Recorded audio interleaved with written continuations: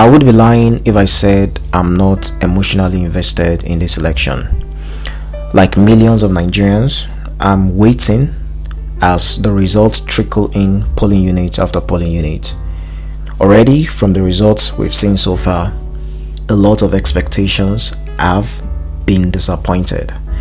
For instance, Peter Obi has performed beyond expectations so far in Lagos, but we don't know if that will be enough for him to win. Today, I want to talk about how disappointing this election was for me. For starters, there were numerous incidents of voter intimidation and harassment in different polling units across the country, particularly in Lagos. Rapper and actor Falz the Bad Guy was attacked by thugs at his polling unit on Saturday morning in Ikate.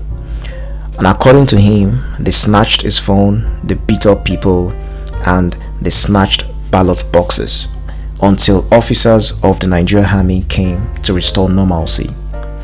Hear him.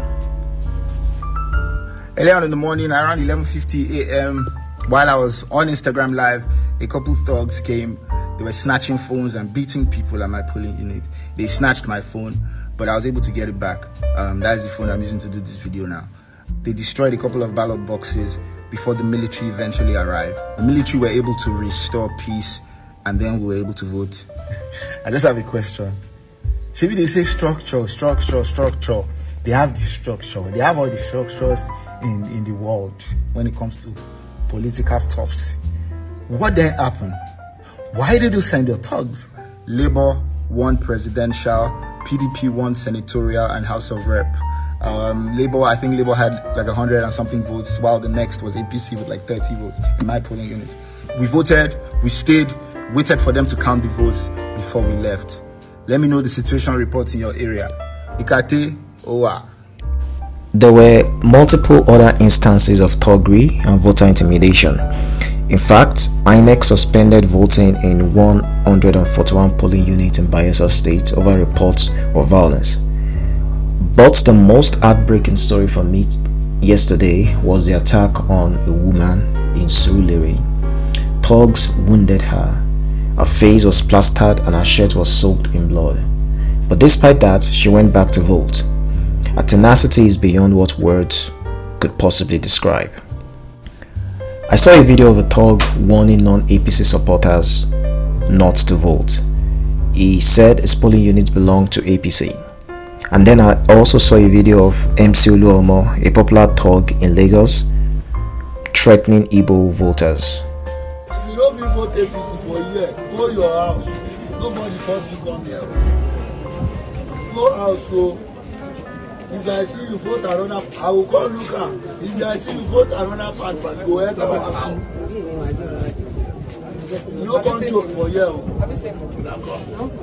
This territory where you get, na APC, go your house. Go relax.